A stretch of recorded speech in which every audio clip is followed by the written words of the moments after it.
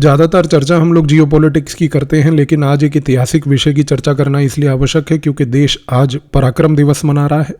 आज नेताजी सुभाष चंद्र बोस की जयंती है। इस अवसर पर उनके भारत के पूरे फ्रीडम स्ट्रगल में जो कंट्रीब्यूशन थी, उस ऐतिहासिक पन्ने को भूलने की आवश्यकता नहीं, बल्कि उसको उजागर करके देश में दोबारा लोगों के सामने पेश करने की एक आवश्यकता है। 1939 में जब वर्ल्ड वॉर 2 स्टार्ट हुई, ब्रिटिश ने बिना भारतीय लोगों के कंसेंट के उस समय भारत को पहली बात तो ड्रैग कर लिया वर्ल्ड वॉर 2 में। उस समय जो ब्रिटिश इंडियन आर्मी थी, जैसे ही वर्ल्ड वॉर 2 में भारत को ड्रैग किया, ब्रिटिश ने इस इंडियन आर्मी को ड्रैग करके अपने इंटरेस्ट्स को सेफगार्ड करने की कोशिश करी। एक रणनीति ये बनी कि हमारे इंटरेस्ट्स इस मोमेंट पर एशिया में, अफ्रीका में और मिडिल ईस्ट में हैं, तो हर जगह पर इन इंपीरियल इंटरेस्ट्स को प्रोटेक्ट करने के लिए ब्रिटिश इंडियन आर्मी को भेजा गया। ब्रिटिश इंडियन आर्मी का एक स्ट्रॉन्ग होल्ड एरिया था सिंगापुर। सिंगापुर से ब्रिटिश सिर्फ पैसिफिक ही नहीं बल्कि पूरे मलेशिया वाले बेल्ट को भी गवर्न करती थी, कंट्रोल करती थी। सिंगापुर में बहुत सारे ब्रिटिश इंडियन आर्मी के ट्रूप्स डिप्लॉयड भी थे। दिसंबर 1941 में जापान जो है उसने वर्ल्ड वॉर 2 के अंदर एंट्री ली। उसने पर्ल हार्बर के ऊपर अटैक करा। पर्ल हार्बर के ऊपर अटैक करने के बाद तुरंत जापान बहुत अग्रेसिवली साउथ ईस्ट एशिया में उस समय एक्सपेंड करने लग गई।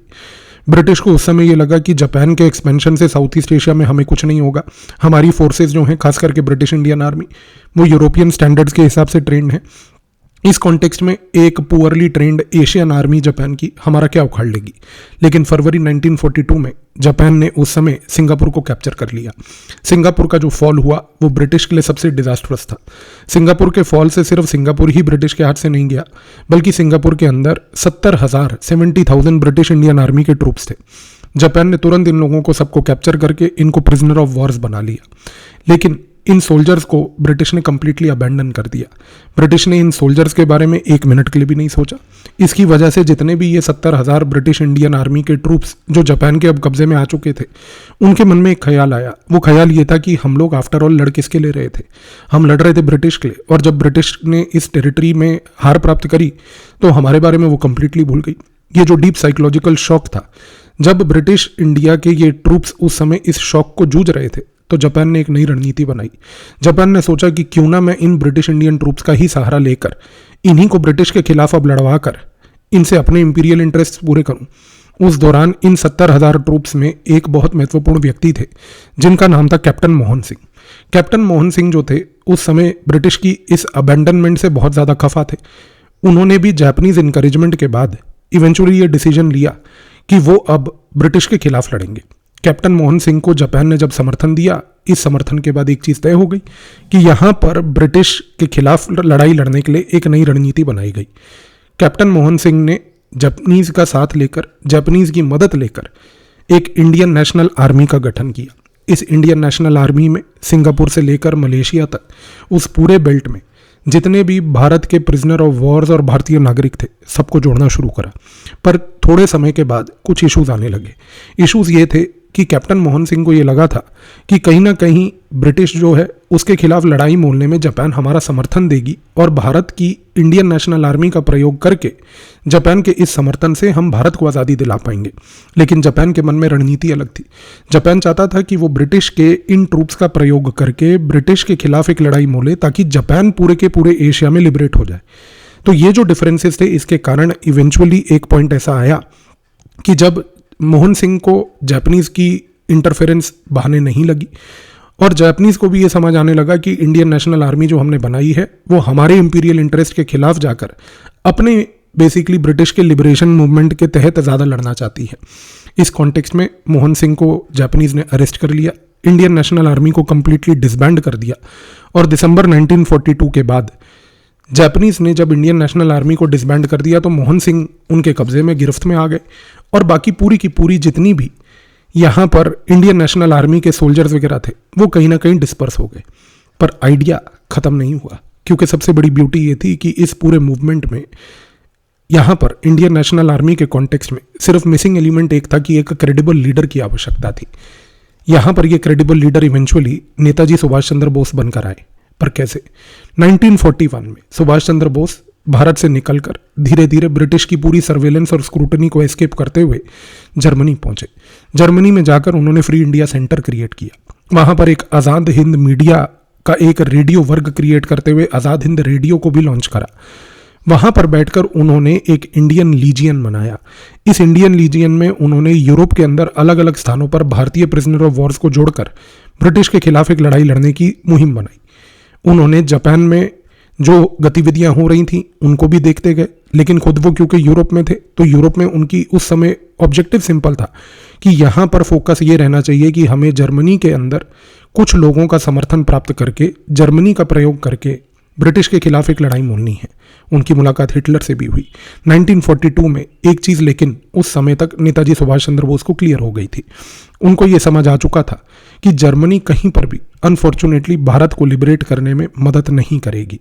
इस कॉन्टेक्स्ट में नेताजी सुभाष चंद्र बोस ने ये निर्णय लिया कि वो उस एरिया में जाएंगे जहां पर ब्रिटिश के खिलाफ एक अग्रेसिव एक्शनल थिएटर चल रहा है, और वो था साउथ ईस्ट एशिया, और वहां पर थी जापान।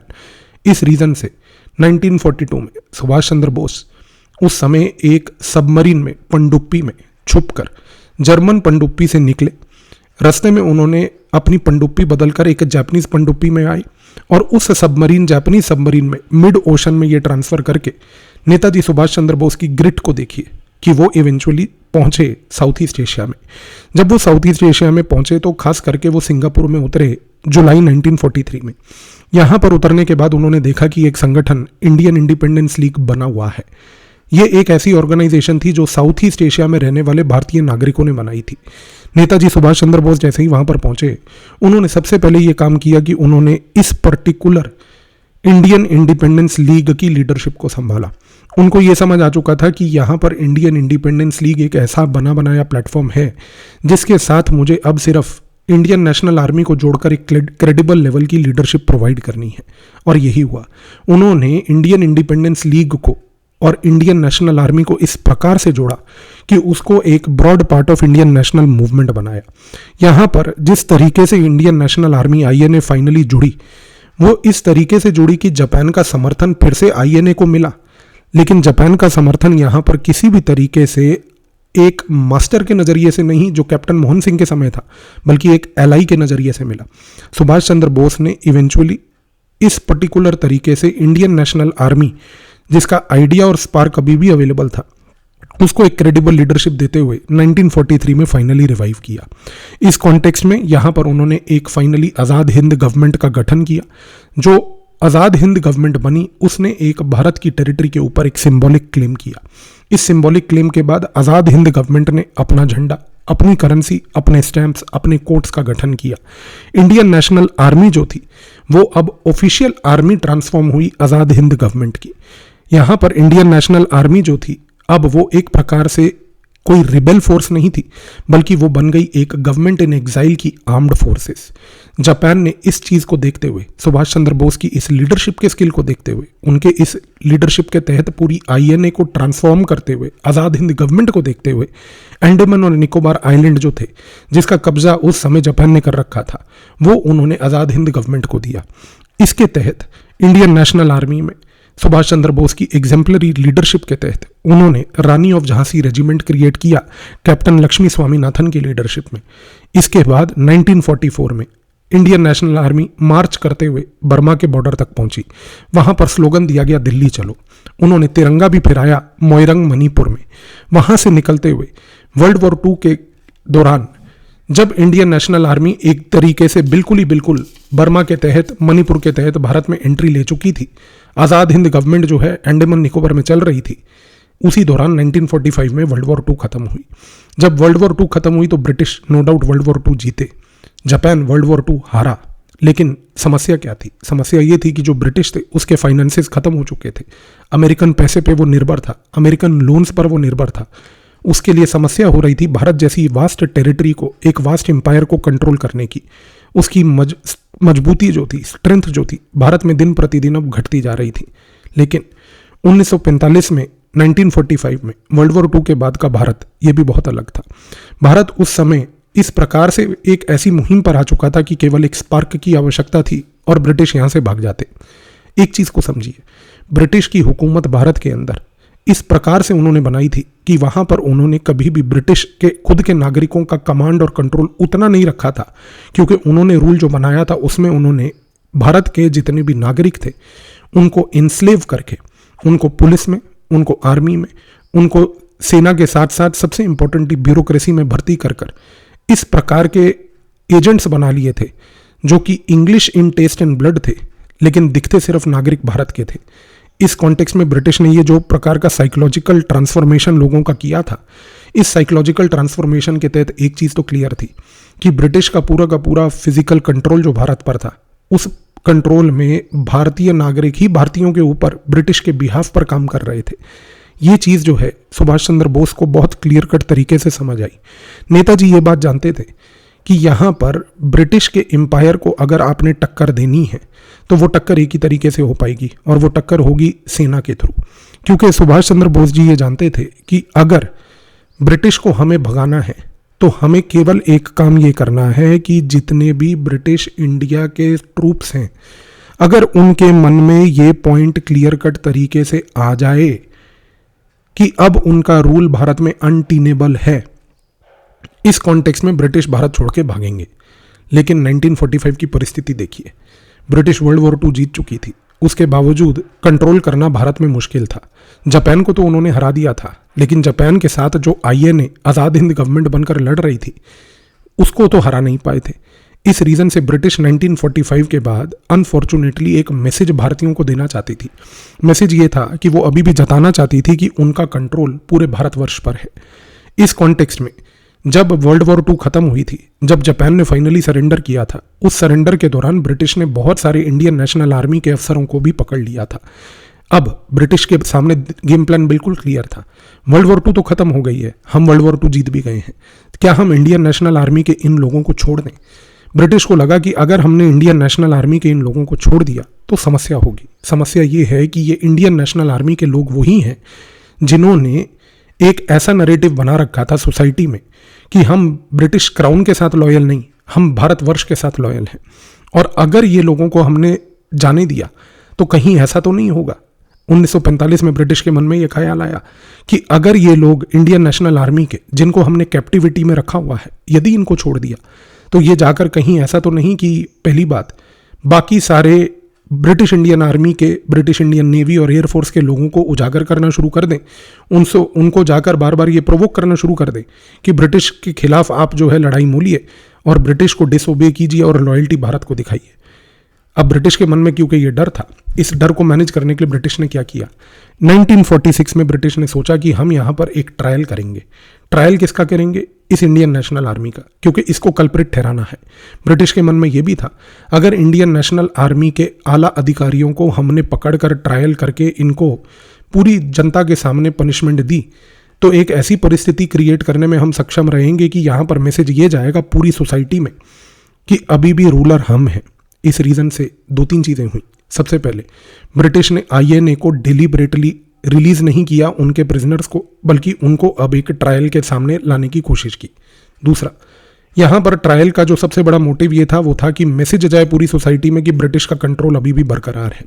तीसरा, इस कंट्रोल को पब्लिकली दिखाने के लिए जानबूझ के ये ट्रायल्स कोर्ट के अंदर नहीं बल्कि एक ओपन स्थान पे लाल किले में करने की सोची गई। जब ये लाल किले में ट्रायल्स हुए और लाल किले में ट्रायल्स करने की रणनीति बनी तो यहाँ पर एक गेम ये भी खेला गया कि इन ट्रायल्स के दौरान ब्रिटिश ने सबसे पहले सीनियर अधिकारियों को उठाया। सीनियर अधिकारी आईएनए के उठाने का कारण ये था कि अगर आप सीनियर अफसरों का ट्रायल करके पब्लिकली उनको दिखाओगे तो भारत के अंदर जो ब्रिटिश इंडियन आर्मी है उसके जो मिडल और जूनियर लेवल के लोग हैं सब तक ये मैसेज जाएगा कि देखो, अगर सीनियर्स ने किसी प्रकार की कोई बगावत करने की सोची तो ये हशर होगा, आप तो जूनियर हो, आपको तो कुचल दिया जाएगा। इस कॉन्टेक्स्ट में ये गेम प्लान अनफोल्ड हुआ, लेकिन ब्रिटिश ने अपनी रणनीति में एक बदलाव और किया। जब उन्होंने ये ट्रायल्स को लाल किले पे शुरू किया, उन्होंने जानबूझ के एक हिंदू अफसर का ट्रायल सबसे पहले किया, फिर एक सिख अफसर का ट्रायल किया और फिर एक मुसलमान अफसर का ट्रायल, जो तीनों के तीनों आईएनए से जुड़े थे, सबका एक एक करके पैरेलल लेवल पर किया। इसके पीछे का गेम क्लियर था। यहाँ पर ब्रिटिश कोई कम्युनल एंगल नहीं खेलना चाह रही थी।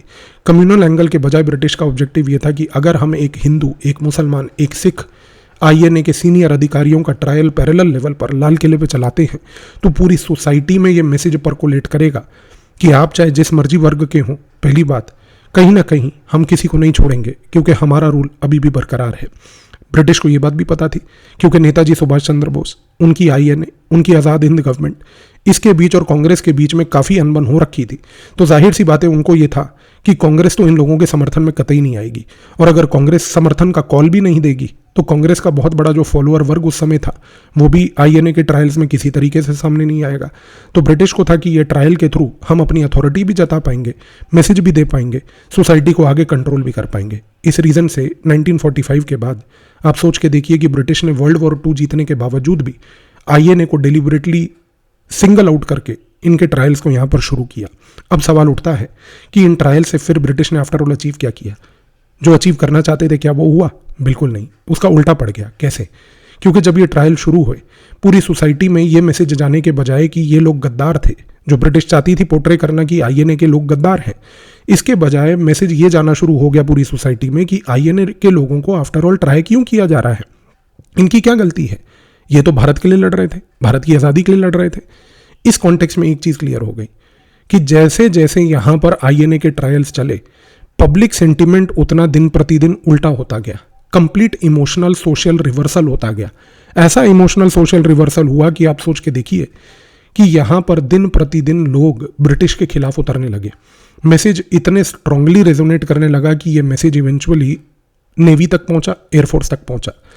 नेवी और एयरफोर्स के अंदर जिस प्रकार की ग्रीवेंसेस थी, उन ग्रीवेंसेस को देखते हुए लोगों ने, जो खास करके नेवी में सेलर्स थे, एयरफोर्स में एयरमैन थे, उन्होंने नेताजी को, उन्होंने आईएनए को आइडलाइज करना शुरू कर दिया।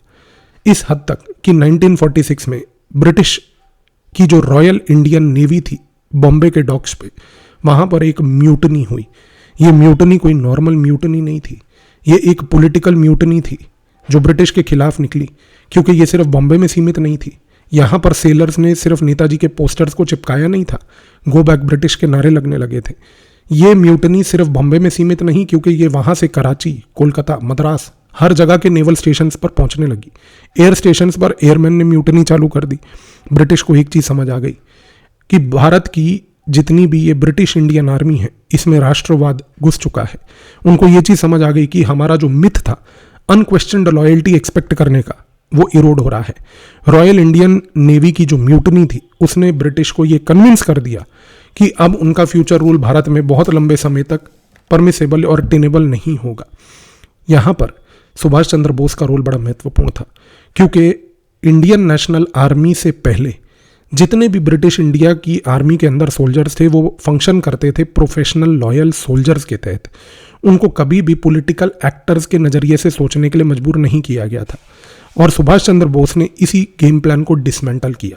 सुभाष चंद्र बोस इस बात को जानते थे कि हमें भारत के अंदर एक आइडियोलॉजिकल ट्रांसफॉर्मेशन करना है। इसी रीज़न से वो सोल्जर्स को नेशनल एजेंट्स के नाम पर बुलाते थे। उन्होंने हमेशा सोल्जर्स को बार बार ये बात बोली थी, सेना के लोगों को ये बात बोली थी कि आपकी लॉयल्टी भारतवर्ष के साथ होनी चाहिए। उन्होंने ये जो रेवोल्यूशनरी आइडिया का स्पार्क उस समय भारत की सेना के माइंड के अंदर क्रिएट किया, इसकी वजह से जो भारतीय सेना थी, उन्होंने दिन प्रतिदिन ब्रिटिश को डिसोबे करना चालू करा। उन्होंने अपनी लॉयल्टी भारत माता के सामने रखनी शुरू करी, और जैसे जैसे ब्रिटिश को ये बात समझ आने लगी कि हमारी इनविंसिबिलिटी यहाँ पर क्रैश हो रही है, उनको ये समझ आने लगा कि अगर आर्म्ड फोर्सेस ही अनरिलायबल हो जाएंगी तो यहाँ पर फिर हमारा रूल सस्टेन कैसे होगा।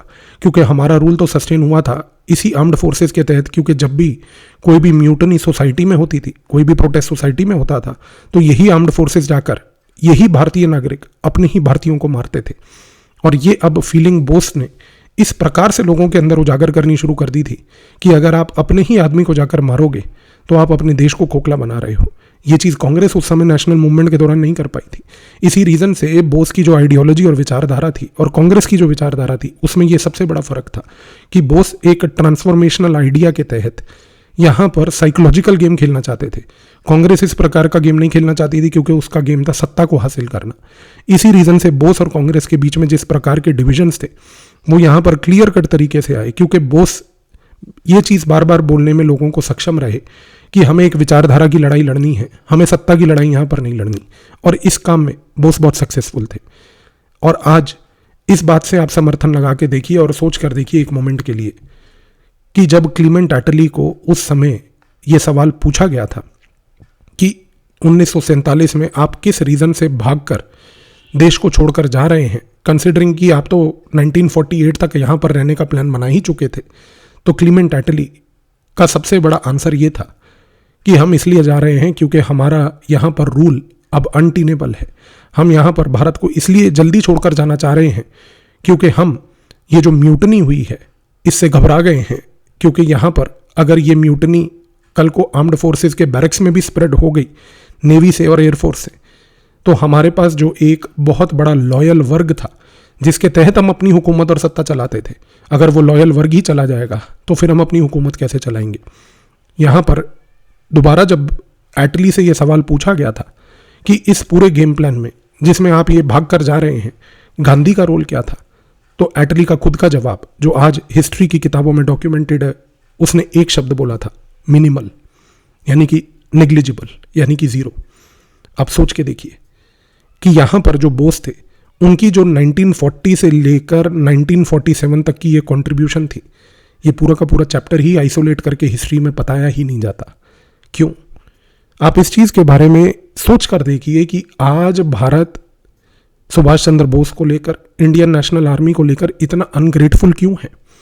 क्यों आज की डेट में कभी ये सवाल पूछा नहीं गया कि 1947 के बाद 2026 तक आज कितने ऐसे मॉन्यूमेंट्स हैं भारत के अंदर जो इंडियन नेशनल आर्मी को लेकर बनाए गए?